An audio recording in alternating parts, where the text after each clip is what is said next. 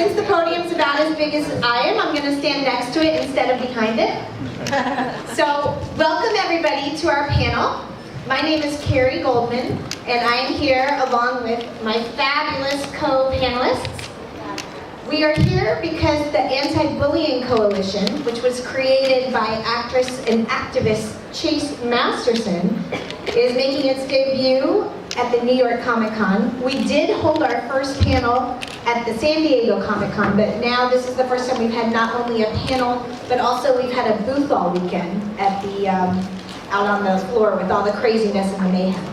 So I'm going to just walk through and tell you who the different panelists are. Then I'm going to invite Chase up to say a few words about her involvement with the Anti-Bullying Coalition and how she has come to create such a fabulous experience. So I'm going to have you each stand when I say your name, or wave. Wave is good. Okay, we'll start with Bonnie Burton. Girl stand. And I would like each of you to know that these panelists here have special expertise in the area of bullying. So not only are they names or special people in the geek community, but they also have a lot to add to the national discussion around being stigmatized, marginalized, left out, and wanting to make it a better and safe space for all of us. So Bonnie is the author of a, hold on, let me get my little note card so I can get the title just right. Hers is Girls Against Girls, Why We Are Mean to Each Other and How We Can Change. And she also has worked at Star Wars and a million other places, writing and acting and crafts, unbelievable Star Wars crafts. So Bonnie is here and she's going to share her wisdom with us. Thanks. Next to her we have Jenna Busch. Jenna is a journalist and actress and makeup, and she does all of this, and she has a special interest in bullying prevention herself. She is actually one of the journalists who I first met a couple years back when my own little girl was having experiences with bullying, and Jenna covered the story for the Huffington Post, so I met her that way. Jenna is one of our panelists. Third, we have Ashley Eckstein. Ashley, who is a terrific advocate for people of all kinds everywhere, and especially for female Star Wars fans, as I'm sure you'll learn more when you hear her talk and learn all of the wonderful things she's doing. So this is Ashley. Next, we have Chase Masterson. Chase was Dabo girl. She's been in Star Trek. She's from Deep Space Nine, the final 5 seasons, and she's Doctor Who Big Finish. She's got her own spin-off, and she is also a tireless advocate for anti-bullying and co-creator, and she is the real driving force behind the Anti-Bullying Coalition. So thank you, Chase. Next to Chase, we have Brad Bell. Brad is a very talented co-creator of Husbands with Jane Espenson, which has been phenomenally successful. And so Brad is here, and he is extremely eloquent and just great to talk to about a multitude of different topics. So thank you, Brad. Next to Brad, we have Alice Cahn. She's from Cartoon Network. May be thinking Cartoon Network, you know, how does that fit in? Well, they have a great campaign called Stop Bullying, Speak Up. Raise your hand if you've heard of Stop Bullying, Speak Up. All right, Alice, you guys are doing a great job marketing. So Stop Bullying, Speak Up is about reaching kids and teaching them how to, you know, advocate and be witnesses and allies instead of just bystanders. So we're going to talk to Alice in a little bit about her work. And next to Alice, leaning back, we have Jeff Parshley and Adam Bouska, who are our No Hate Campaign founders, and also we specifically want to let you know this is their first appearance doing an open photo shoot at the Pop Culture convention. And so earlier today at our booth, they were actually hosting the No Hate Campaign photo shoot, which was very exciting, a lot of great energy.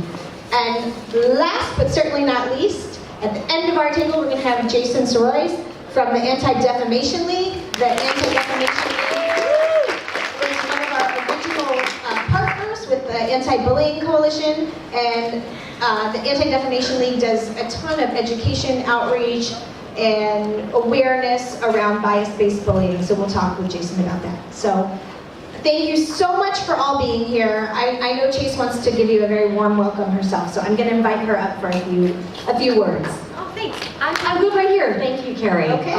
Yay, you guys, we're so glad you're here. Thank you very much for just for being here and for being in attendance and caring about this issue. I'll make this quick because we have a lot of great panelists up here that we all want to hear from. But I'm excited to be able to kick this off, and I'm very thankful to New York Comic Con for having us here. The reason that I really appreciate and value this opportunity is because obviously bullying is such an issue and we want to make a stand for it, and because we can.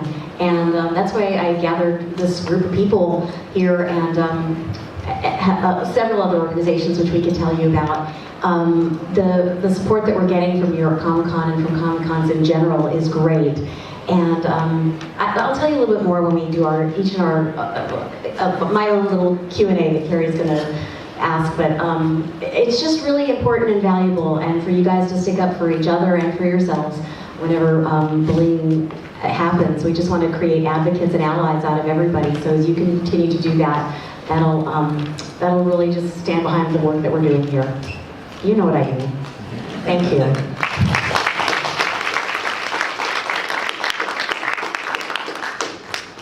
I'm sort of a mover around her, so that podium was just in my way. I had to move it so that I can really feel close to and make eye contact and look at everyone. Okay, so let's get going because this time is going to feel way too short. I'm going to start with, I just have my cards in a random order so that we mix it up a little bit. We're not going to go down the line like we did before. So the first card I've got here, Jenna Busch. All right. So Jenna is the host and writer, among other things, of All Things Geek. Often, I've found that All Things Geek includes all things bullied. Within the geek community itself, even, there is a great deal of bullying. Cosplayers are often harassed. Some of that harassment is sexual, but other times that harassment's about body size or ethnicity, whether or not the costume someone's wearing is right or acceptable for them. How can we work, Jenna, to make Comic-Con a safer place for people to express themselves without being judged, for people to be able to wear whatever costume they want, regardless of their size, their ethnicity, their race? Okay, well, I just do want to say, because I was sitting up in the press area and happened to overhear something that happened at this particular con, where a cosplayer was harassed by a film crew. And I don't know if Diana's here yet, but there she is. And just even hearing that I was about to go down and do this panel and that something like that is still happening is just outrageous. For me, I think it's really important that we talk about it. Diana actually wrote a blog post on Tumblr, and it's really, I tweeted it, so I'm at Jenna Busch on Twitter if you want to check it out. And writer syndrome, yes, did I get that right? Okay, you should read about it. What it was? Writer syndrome is Diana's Twitter handle, and I retweeted it at Jenna Busch. But I think it's really important that the word gets out. There have been a lot of campaigns just in the past year for cosplayers talking about the fact that because I'm wearing this does not give you permission to touch me, harass me, or do anything like that in any way. And so I really think talking about it is the big deal. Make it unacceptable for your friends to make jokes about that sort of thing. Don't laugh at them. And the other thing is finding your own community. I know for me, I've been a geek since I was a little kid, and I had a small group of friends who were into the same sort of thing. But once the internet happened, I realized how many of us are actually out there. And I think it's really important to seek out, whether it's online, in your community, anywhere, other people who are into the same things, and other people who are into different things so you can learn something from them. But the bigger you are, the louder your voice. So that's been a really important thing for me, just getting the word out. Thank you, Jenna. We will make time for questions also at the end, but I want to make sure that I get at least one very targeted question to each of our panelists so they can share their thoughts and expertise with you. Okay, next up, I've got Adam and Jeff. I know that usually one of you likes to be the spokesperson, so if you both want to hit it, be my guest, and if you want to take turns, that's fine too. So, as I mentioned earlier, No Hate held their first ever photo shoot today at a pop culture convention. They took pictures in our anti-bullying coalition booth. For those of you who are not familiar with their tremendous work, they have people wear a tattoo, I think this is the side I've got it on, that says No Hate, which is their logo, and a piece of duct tape over the mouth, symbolizing that silence that people feel. And so we took pictures of it. I'd like to know, what do you think we can do specifically, in addition to taking pictures and raising awareness, to address the problem of anti-gay bullying? And how do you see the No Hate campaign playing a continuing role in the geek community? For us, I mean, the No Hate campaign, it's all about telling stories and sharing stories. It's about starting that conversation. So I think the way we overcome it is about having that conversation. For us, it starts with a picture.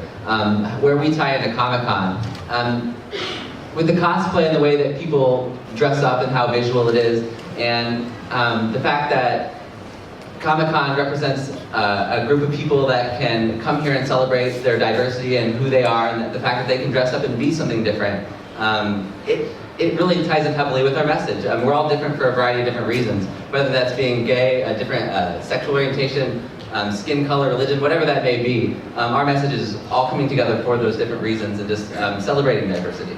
And I think that the easiest way that we could more quickly accomplish, being treated equally is if we could all, like Adam said, use our voices to speak up and tell our stories. And a lot of people think, well, my voice isn't as influential as somebody like maybe Chase, somebody that has a following that is a celebrity, is somebody that someone that people look up to. But in reality, her voice is loud, but my voice is also loud because I have influence over my own friends and my own family and my own social network and the people that I encounter every day. So to keep that conversation with the people that are close to you, and to realize that everybody has a bit of influence and that you can influence people in a way that would positively impact other people around you. So I think that the most important thing is to just keep talking and keep remembering that even if it's an influence over one person, you have the influence, and we highly encourage you all to try to use it. Thank you very much. Chase is actually the next one up on my lottery here, so that's perfect. So I've noticed, as probably many of you have, that there are many celebrities who feel that it's not their job to be socially responsible. Their job is to be the athlete, or their job is to be the actor, and they say, I don't need to set a good example. I don't need to take on social responsibility because that's not my job. So here we have Chase, who is a celebrity and is very busy with all of her acting and her projects. And what I'd like to know is, Chase, what made you decide to take on a cause, to take on this cause of bullying prevention and form the Anti-Bullying Coalition? And how can we try and convince other public figures that they do indeed hold some sense of social responsibility? Thank you. Well, I'm grateful that we are in an era where more actors and celebrities of different ilks are standing up for things that they believe in, and I'm by far not the only ones. All of these people up here have great voices and great celebrity status in order to use them. I love this genre, and in loving it, I love the stories, and I think if we're going to love the stories, why not live them? Why not do them? Why not act them out every single day in our lives? If we love superheroes, why not be one? And so I see that we're capable, all of us. And what I said a few minutes ago, not so eloquently, about being an advocate and an ally, I think that that's really important. And you can never underestimate your place in the world, your ability to make a huge difference. And as cheesy as it is, whether that's in a small amount of kindness, just on your way out of the convention hall, or whether it's taking a stand and using whatever you do in your personal lives, no matter what it is, as a platform for kindness and inclusivity. We're all extremely capable, more so than we know. And especially if you've been bullied, which I imagine most of us have. And I love what it says in Star Wars, as Bonnie well knows, and the rest of us. If you strike me down, I will become more powerful than you can possibly imagine, right? It's those of us who have been there that know how much it hurts and how badly we want to be known for who we are. And having our own voices is important, and the more you have been denied it seems to me like the more powerful it can be. I'll just say this real quick. Downstairs, what we have is a booth of kids who come into our booth and write down their thoughts and feelings, positive thoughts for kids on bullying. And so you see these kids come in, maybe you guys were some of them, and write down a positive thought for a kid who's been bullied and tape it on the wall. And even that is an incredible step toward wholeness. And you realize these kids are talking to each other, but they're also talking to themselves. And it's that grabbing onto the power that we innately have that's so important. Bullying is not a new issue for me. I've been mentoring bullied kids who are coming out of gangs since 2008. And so when this opportunity came to pull in several other absolutely amazing people, all of whom I have so much respect for, I thought, yeah, let's go. So that's what I'm doing here.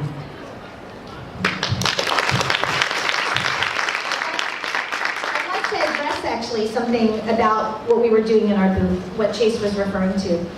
Oftentimes, kids are told, in respect to bullying, speak up, do something about it, act up, and stop the bullying. But that's very hard to do in real life, and very frightening and very scary. It's very hard to tell a 6th or 7th or 8th grader, hey, if you see someone being mean, speak up, when there are many times that adults don't feel strong enough to do it.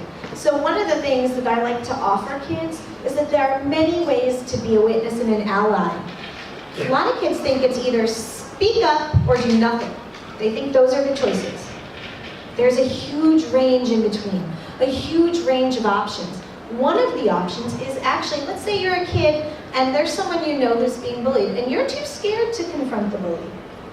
A simple thing might be to write a note, write a text, send a text saying, I see what's happening to you. I can't speak up to that kid because I'm scared, but I want you to know you're not alone. You cannot underestimate the power of that for someone. When a child knows that even one other person hears them, sees them, witnesses their pain, they feel less alone. So if you're a kid out there in the audience and you think there's no way I can stand up to that bully, start thinking, well, there are some other ways I can show support. It's not speak up or do nothing. It's always something. So just wanted to intervene with that. In terms of taking action, the next person on my list, this is perfect, is Ashley Eckstein, who is the founder of Her Universe. So Ashley here noticed that women were underrepresented in the sci-fi merchandise market, even though women make up more than 50% of sci-fi fans. Unlike so many people though, she did more than just notice it. She did more than just talk about it. She took steps to make change. She started her own company, Her Universe, which offers Star Wars apparel, sci-fi apparel, specifically for the female body, so that women wouldn't have to just settle for buying an extra small Star Wars shirt in the men's department. So what I want to ask Ashley is, how can companies, how can people who see things take the steps you took? What did you do to make change? How was it very hard? Who did you involve? And there's a second part to my question, which is, after Ashley built her company, she started noticing that in the online community around Her Universe, there were a lot of kids coming and talking about how they felt like they had found a safe place, that they were being bullied. So she has taken an additional step and now does bullying work and outreach through Her Universe. So the question, the two parts are, one, how can people actually make a difference? And the second part is, if you have a company, how can you, within your company, take a step beyond just products to actually, helping support the people who buy your products in the needs they have? Wow, well, when I first started Her Universe, I was told from a couple of our licensors, because we have the license for Star Wars, Star Trek, Doctor Who, and it was met with a lot of skepticism. When I went to these companies and I said, I want to make sci-fi merchandise for girls. And they said, well, there's not that many female fans. And I said, no, I've done my research and close to half of all sci-fi fans are women. And they said, well, but fangirls haven't bought merchandise in the past, so why is this going to be different? And I said, well, the girls are there, but they've given up. They've been ignored for so long, or they've been bullied and they haven't felt comfortable to speak up because, they're harassed online by guys in message boards and in forums. And so I said, we need to create a safe community where girls feel comfortable speaking up and saying, hey, I'm a girl and I like Star Wars, and by the way, I'm sick of a guy's boxy t-shirt. I want a Princess Leia hoodie instead. But they weren't going to feel comfortable doing that unless Unless we created a safe community for, I say, girls to step into the spotlight and let their voices to be heard. So from day one, our company was two parts. It was, yes, a merchandise line for female fans, but more importantly, a community. Because I knew that in order to change people's minds and say that no, the sci-fi and fantasy genre is for everyone. It's not just for men, it's not just for women, it's for everyone. The only way to change the stereotype and change people's minds is to create a safe community where girls felt comfortable doing that. So for companies that are really trying to cater to an untapped market, it's really important to build a community. And we did that through social media. We did that through coming to conventions and literally talking to all of you one-on-one. And I will say that I did not build this company on my own. Absolutely not. It is 100% the community. And when I say thank you for your support, it's because we are doing this together. I said from day one, united we stand, divided we fall. If we united speak up together, then we will change people's minds. What was the second part of the question? Well, the second part was that when you find you have a community and you see a need, like your community was feeling bullied, can you talk a little bit about what you've done within her universe to address the fact that you have girls who have felt bullied? Because I know you've taken really concrete steps. Absolutely. Well, what happened last year, I was still noticing, even though we had this online community, I was still noticing girls saying, I just feel so alone. I'm the only girl in my school that likes Doctor Who. And it, obviously I hate to hear that, but I can't go to that girl's school. I can't show up and, go to class with her and say, no, you're not alone. So we just decided that 2013 was going to be the year of the fangirl, just because it sounded fun, and it should be the year of the fangirl. And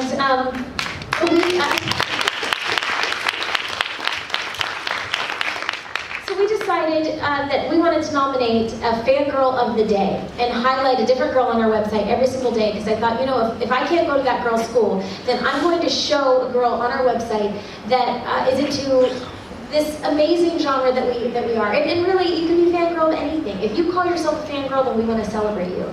And so we highlight a girl. Bonnie was just our fangirl of the day on Thursday, I think. Awesome. I saw her. I want those girls to come online and see someone that's just like them. So if they do feel alone, then they can see another girl and know that they're not alone. Also, we started a column called Ask Ellen.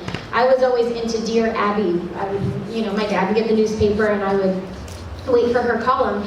And Ask Ellen is a dear friend of mine. She's a psychologist, and anyone can write in a question. And it's anonymous, completely anonymous, and she then writes back advice.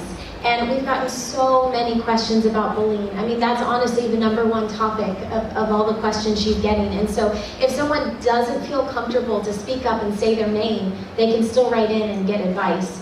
So, and if you are a fangirl or know a fangirl and want to nominate her, you can go to heruniverse.com, and it's a form. You can do it yourself. So you can nominate yourself or nominate someone you know. And we're just going to keep it going because we have over 800 girls now. And it's going to go way past 2013. We're just going to keep it going. I love it. I think my little Phoebe wants to do it. Okay, so my next one up is Brad Bell. How many of you, it's probably not a lot, but how many of you happen to be at San Diego Comic-Con at the End Bullying panel? Any of you? Okay, so at the End Bullying panel in San Diego, I asked Brad Bell a question about stereotypes where I totally and completely misinterpreted an article he'd written on the Huffington Post. And it was fascinating because it gave me a chance to deepen my own understanding of all the different ways in which stereotypes can be used for and against us. So most of us come up here and we talk about how stereotypes are bad, stereotypes are, a terrible thing. I'm going to invite Brad, who is an extremely intelligent guy, to talk about this. In an article, and I went back and did more research on Brad because that's what I do when I make a mistake. So hopefully I'll get it right this time.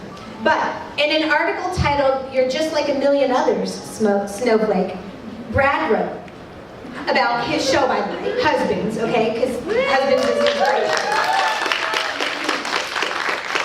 Brad wrote, husbands shamelessly embraces stereotypes and tropes in order to challenge the notion that stereotypes are intrinsically bad, as the judgments we attach to them exist only in our minds.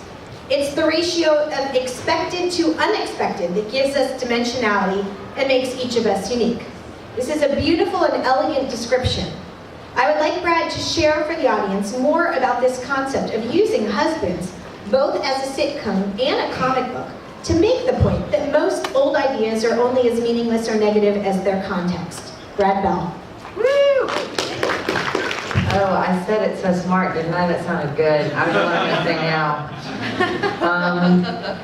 Yeah, well, I guess, I mean, I felt like when we first came up with the concept for Husbands, which is about two guys who accidentally get married, I thought, okay, we'll be able to have a really interesting conversation if it's two ends of the spectrum. Like if you get two slots to put characters where one can represent one experience and one can represent the other experience, and how they're different and why they're different and how it's made them different people, then that would be cool and interesting. So we had an athlete who was, grew up trying to convince the world that he was straight, and you can't tell he's gay, so to speak, you can't tell.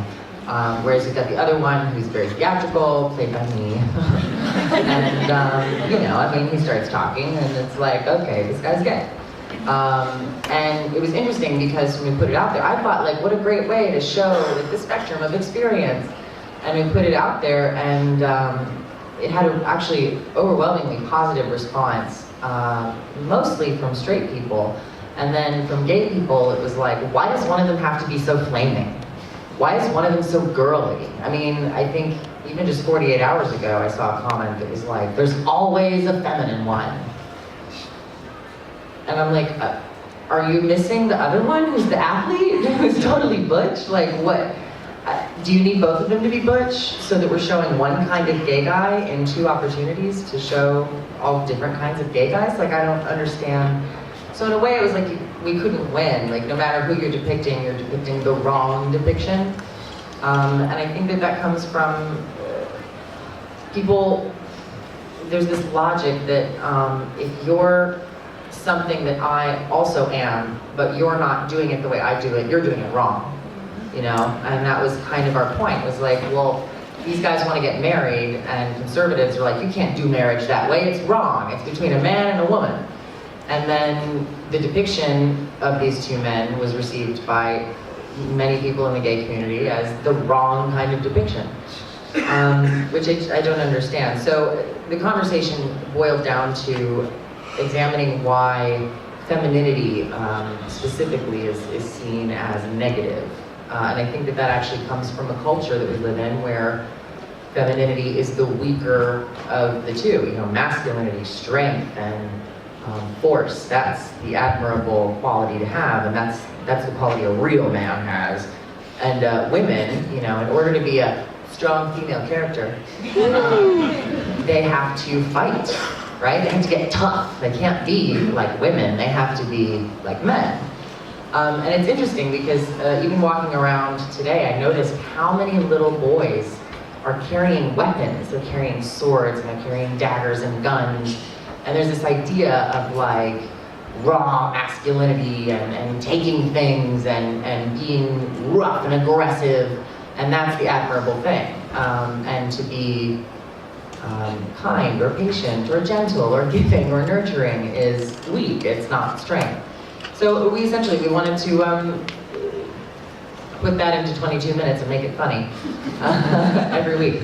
And have a conversation about that in the show as it applies to the gay community, as it applies to culture in a much larger spectrum, and why. You know, why is it that we view femininity as the weaker of the two, and why is it that women are allowed to be stronger because it makes them like men, but men are not allowed to be more feminine because it makes them like women, which again, remember, they're the lower on the totem pole. You don't want to be like that. And we thought that was bullshit, so.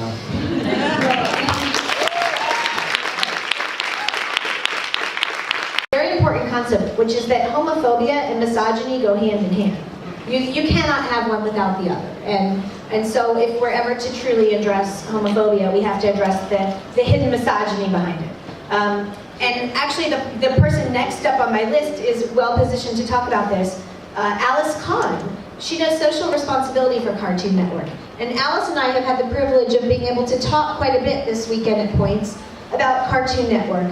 And Alice is a unique person to have on this panel because she's a content creator. She's one of the people putting out there the things that the kids are watching, the cartoons that shape the way kids view each other and their world. So when we talk about the little boys who have to feel like they gotta carry a weapon to be cool, or have to be muscular to be cool, we turn to people like Alice and say, what can we do about this in our content creation? How are we shaping the way that boys view girls, the way that girls view themselves? And Alice is thinking about these things, and she's asking these questions. So I'd like Alice to talk to us a little bit about her thoughts about Cartoon Network and their social responsibility around these content creation issues. All in 3 minutes. Well, thank you very much. And just to piggyback on Brad's comment, I think one of the reasons we react to stereotypes is that we see so few different kinds of people in mainstream media. So that when a gay couple does appear, it's like, that's the only one. So everybody picks on that because I'm not seeing another one until next Thursday. And that's a challenge that I think as consumers of media and as creators of media all share. To speak to your point, the best teachers I had in thinking about children's media were Fred Rogers and Ann Woods. And both from Fred, who everybody knows as Mr. Rogers, and Ann Woods, who's the creator of Teletubbies, I learned something really important. And that is for our children, and for all of us actually, our screens are a mirror and a window. And in that mirror, we should see ourselves in all our glory, in all our diversity reflected. And media owes us that. But through the window, we should see people and places and ideas that we don't see in our own homes. And that's what we strive to do. And, you know, I actually think that that's what all of us in children's media strive to do. And I'm sorry my colleagues from Nick and Disney aren't here, because we share this ethic of providing young people with a mirror and a window. Sometimes we do it really well, sometimes we make mistakes, but that's always the goal. The other thing, Carrie, that you said that I just not want to challenge, but just broaden a little bit. My title is Social Responsibility at Cartoon Network, which when I first got it, someone said was a little bit like jumbo shrimp. But I am the entire department, and that's for a reason. I don't have a staff that does this work. My goal, and my boss, Stu Snyder, is our president, is a visionary in our business. He said to me, I don't want a department that does this work. I want a brand that does this work. I want a network that does this work. So if you're ever in our offices in Atlanta or our studios in Burbank, you walk through the studios. Yes, you see the posters for the great shows that we do, but you also see posters for Stop Bullying, Speak Up, and for Move the Movement, which are our physical fitness program. The work we do around bullying prevention is the responsibility of every single person that works at the network. So it began as a campaign that kids asked us for.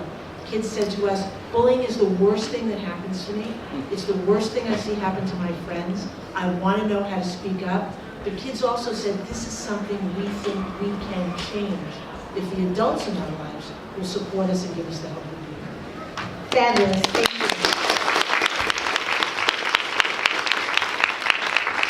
All right. Next up, I've got two left. Jason Sirois.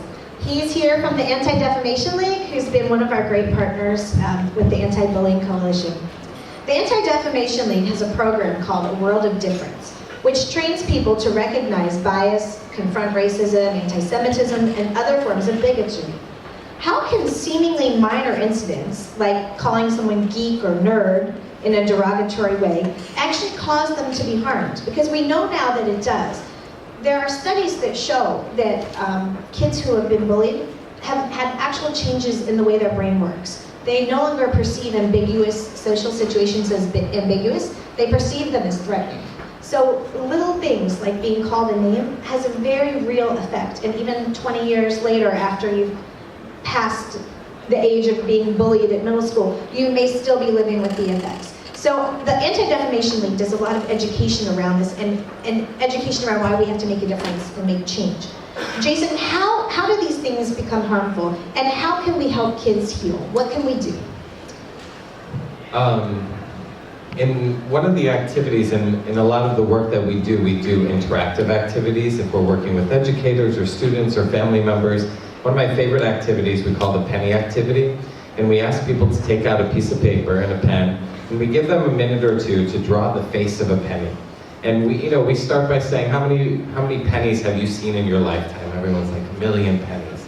And then we ask them to draw it, and I have never had anybody get it right. Right, so we know it's Abe Lincoln, we don't know which way he faces. Some people think it says E pluribus unum. That does not appear on the face of a penny. It says liberty, whatever. I still don't even know, and I do this activity all the time. And the point that we make is, when you see one penny, like let's say I see a penny on the ground, I don't necessarily even pick up that penny, because that penny is insignificant. What can you buy for a penny today? Nothing, right? So it's insignificant, so I'm not gonna hurt my back getting the penny. Right, but then you put 5,000 pennies together, and I'm really bad at math, but what is that, $500? Right? So you can get something with $500. So then we always ask people, so why are we starting this conversation about bullying with this activity? And the idea here is that, how many times do we hear a derogatory word or a name or something if you're a student in the hallway, let's say, or you're an educator and you hear something, but you're thinking, oh, whatever, it's fine, it's just that one thing. But it could be the 5,000th time that student or that adult has heard that. And the impact that has. I am not a I can't speak clinically about what it does. I know you mentioned that it changes our brain. I can only speak from my personal experience.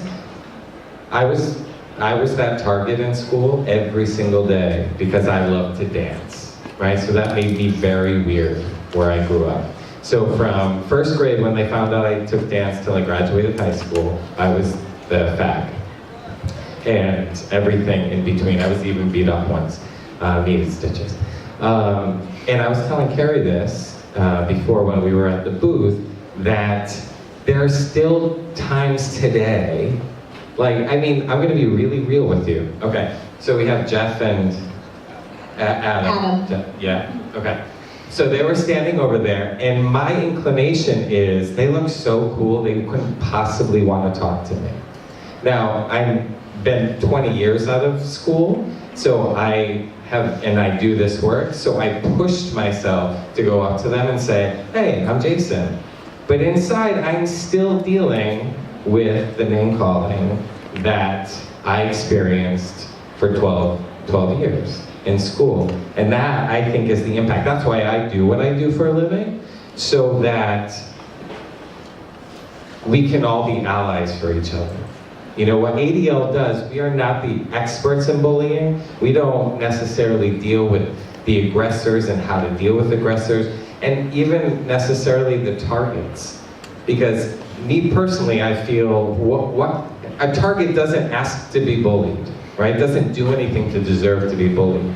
So really what ADL does is talks to the bystanders, the people who see it every day, and we have real conversations about what you can really do. It's not just about saying something, hold hands, be friends, right? Because then students will look at me and be like, yeah, right. But we talk about the reality, what can you actually do? And I think action steps and action planning is the key to our success at ADL. Excellent, thank you.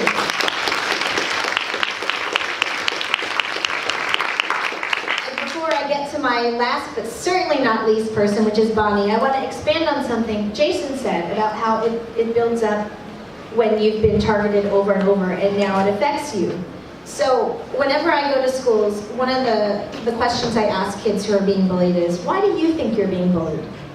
And I often find that the answers are very troubling, because there's an element of self-blame that happens. I'll have kids say to me, well, I'm being bullied because I'm fat. And I'll say, no. You're being bullied because other people are choosing to be mean. They're using your weight to justify their behavior, to say that you're lesser than them, and because you're overweight, you deserve this being bullied. And now you're kind of taking that on and saying you're being bullied because you're fat. You're not. You're being bullied because somebody else is acting cruelly. Or I'll have a parent say to me, my son's being bullied because he has Asperger's. And I'll say, your son's being bullied because other people are acting like judgmental assholes. And your son's Asperger's just happens to be the characteristic that they're going to blame it on to try and excuse their behavior. So everybody in here, the next time that you think to yourself, I'm being bullied because I'm a geek, I'm being bullied because I'm gay, I want you to say to yourself, I'm being bullied because the other person's being a judgmental person, and I'm okay. Just start right there. Just start right there, and we'll be already making some progress. So, in that vein, Bonnie Burton. Many people say stand up for yourself or empower the victim, but there are kids and adults who simply don't know how to do that. You've written a book that talks about what are some of the ways that people can respond when they're being targeted. But more importantly, you said what are some of the ways that we can change if we're engaging in the mean behaviors? How do we recognize it if we're the mean girl? How do we recognize it if we're the person being that way? And fascinatingly, some of the harshest judgment against groups comes from others within that group. Brad Sorter talked about that when he said that people think there's only one way to be gay, that if you're gay, this is how it has to look. We see that with girls. There's a group I work with, the Brave Girls Alliance, and they're trying to change the fact that people think there's only one way to be a girl. That, you know, if you're not princessy and pink, then you're not doing it right. So, Bonnie, how can we teach people to recognize when they might be judging others within their same group and change? Yeah, I mean, that's something that I don't think people realize. There's a lot of geek on geek hate in the geek community. I see it specifically amongst cosplayers that think they have to look exactly like the character, and a lot of those characters are gravity defying, no ribs, boobs bigger than this room. You know, if you love a character that's drawn, but it's never been portrayed by a human, you've got a lot of, you know, work to do on cosplay that's not going to happen in this world. So there's a lot of cosplay hate, you know, oh, you're too big to wear that, or oh, you didn't do that exactly perfect, which is horrible because anyone that does cosplay, whether you make it yourself or alter a costume, it doesn't matter. You're putting yourself out there. It takes a lot of guts in general to cosplay. You know, these people are brave and they should be respected, and, you know, cosplay does not equal consent, so that doesn't mean you get to feel them up or touch them or run after them and try to feel their costume. I just wanted to add that in because that's an important thing, especially, I mean, I saw that at this con multiple times, and I'm just like cringing because I don't even, anyway. But another geek on geek hate, which I suffer from myself, and this is the thing, like, you don't realize you are the bully sometimes, especially in the geek community, is geek shaming. When someone's like, oh, I've never seen Doctor Who, don't go, don't do the audible gasp, don't point, don't out them on Twitter, you know. I haven't seen every single episode of every single awesome franchise. I don't want to be outed as the one person that hasn't seen so-and-so. Like that, don't do that to your friends. I know you think it's funny, but I've been, you know, when you get bullied by your own frenemies about not seeing a certain episode of Doctor Who, or you get the doctors out of order, or you call the Time Lord Mr. Doctor Who, or whatever, you know, don't shame them. You might think it's funny, but that's horrible. If someone's never seen Star Wars, you know, don't freak out. You know, I'm one of those people that, right. But here's another thing I realized I was a bully about when I would introduce people to Star Wars. I start with the Star Wars Holiday Special. Because you're only going to go up from there, seriously. Jar Jar's gonna look like gold after you watch that. But that's bullying too. Like, don't bully people with the holiday special. So, you know, just really think about your actions. So I always tell people in the geek community, you know, be a Yoda, be a mentor for other geeks. If they've never seen Star Wars, you know, have a Star Wars party at your house and invite them to come see it. If they don't like Star Wars, that's okay too. Like, don't break break up friendships over that. Like, there's plenty of other things to like that you guys can like together. And you really need, if no one's read a comic before, you know, give them a comic book list of things you think they might like based on their interests. Don't like shame them openly in a bookshop. So, same with books, you know, same with all of that. So what you really need to do, instead of being a bully, because you think, in some respects, you think it's funny, it's not, you have to think, okay, how can I, and especially this is great for control freaks, how can I fully control and help them understand why all this stuff's awesome? You know what I mean? Like, if you're a control freak, you can easily say, yeah, you should start with Walking Dead the comic before you watch the show.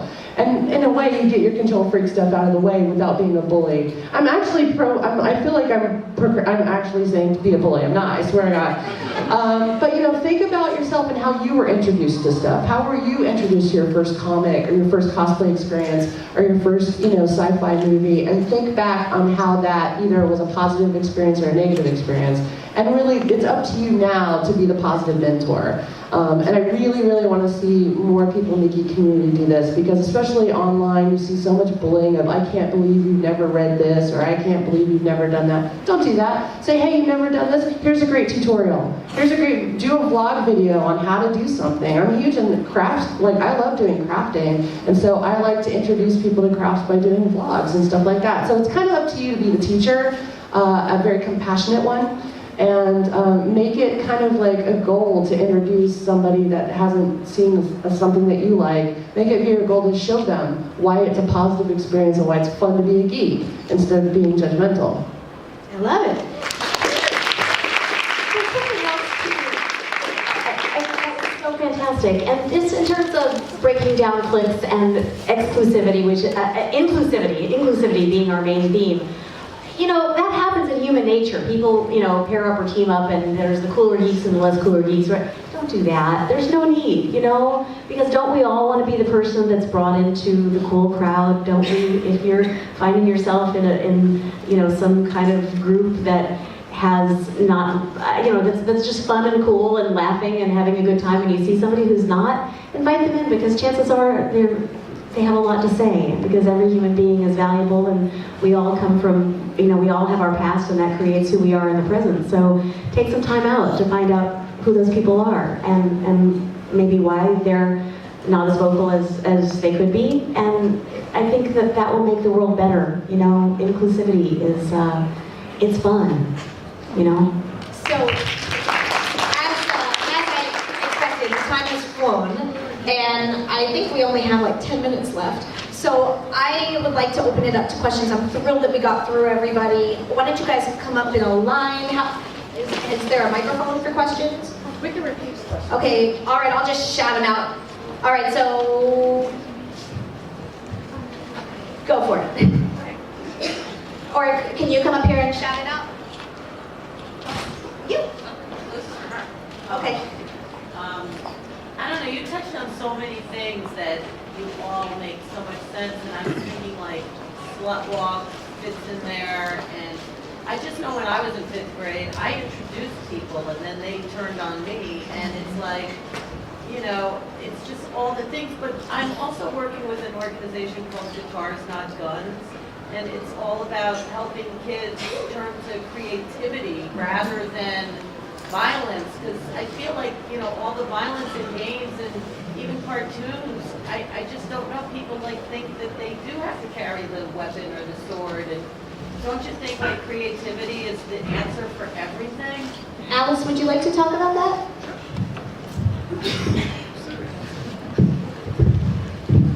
So you've touched on something really important, and to speak specifically to the education community. Alice, can you speak a little louder? Sorry. You've touched on something really important, and as I met amazing teachers and librarians at Comic-Con this week, we're suffering from cutbacks in education in the arts because of test prep, and taking nothing away from the really radical importance, as Jason noted, of mathematics.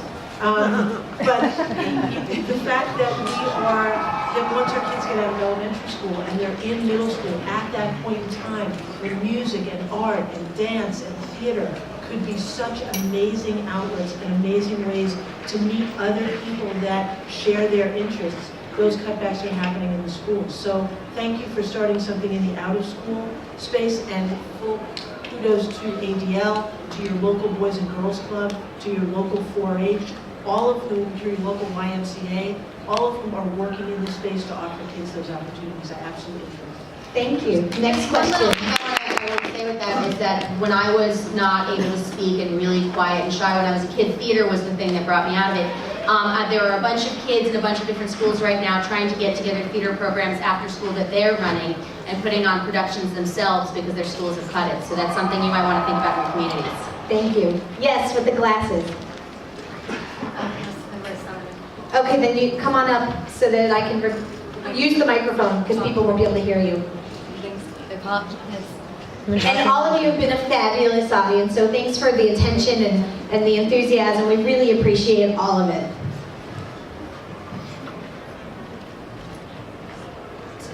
Sorry about my voice.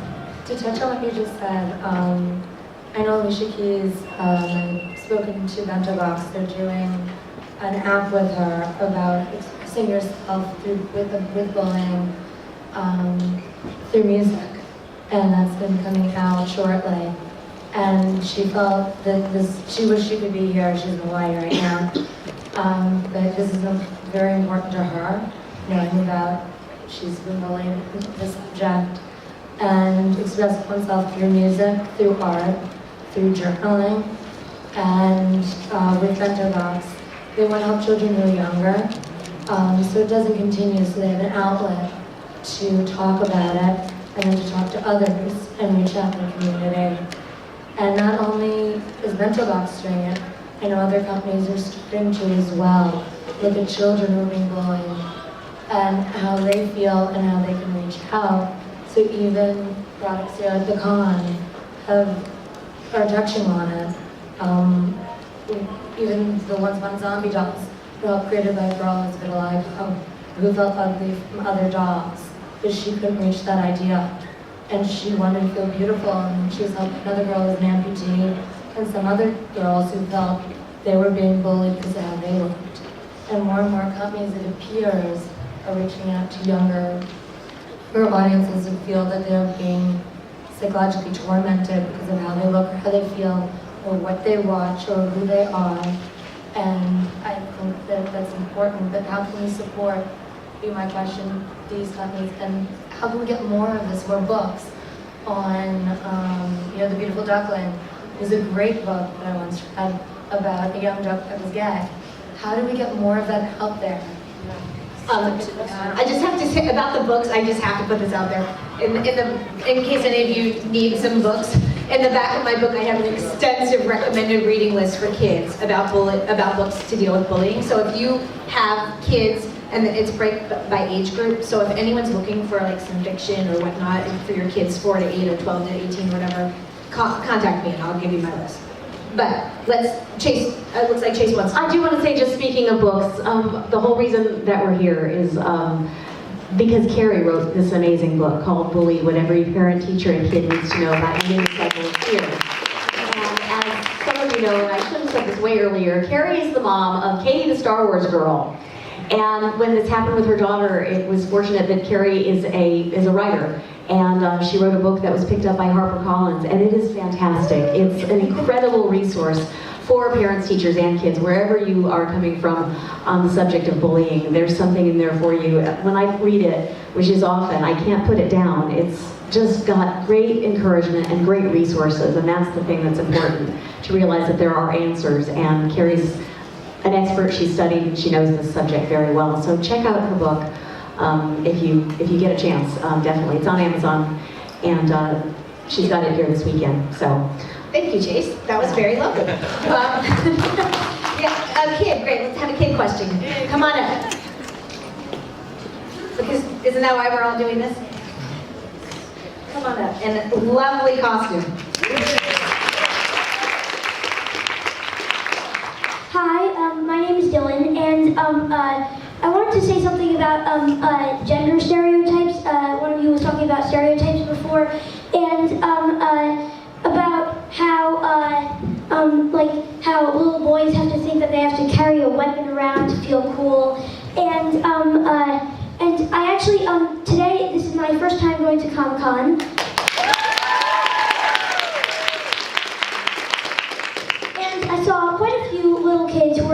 around a gun. And then I also saw this one boy, he looked like 4 or 5 years old, and he was dressed in a My Little Pony costume. And I thought to myself, wow.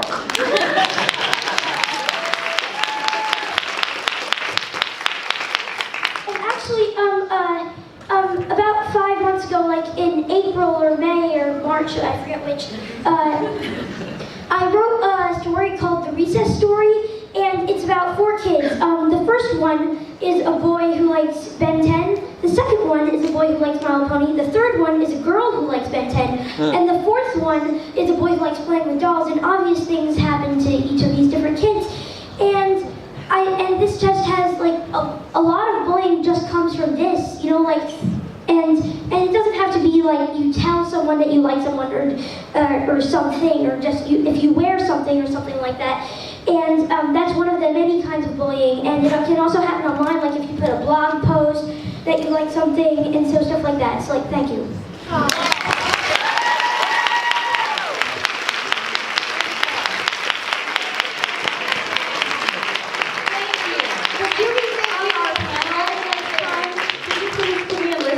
On our panel? Yes. We'll fly you in. How much do you want? Okay, so unfortunately the panel is closed, and that was a beautiful way to end. Like, there's so much hope. So much hope for the future. All of you, thank you for being here, for celebrating differences, and for finding the similarities. We're all people, and we all have the same basic human right to happiness. If you like the panel, stand up for somebody who needs it. Thanks so much, guys.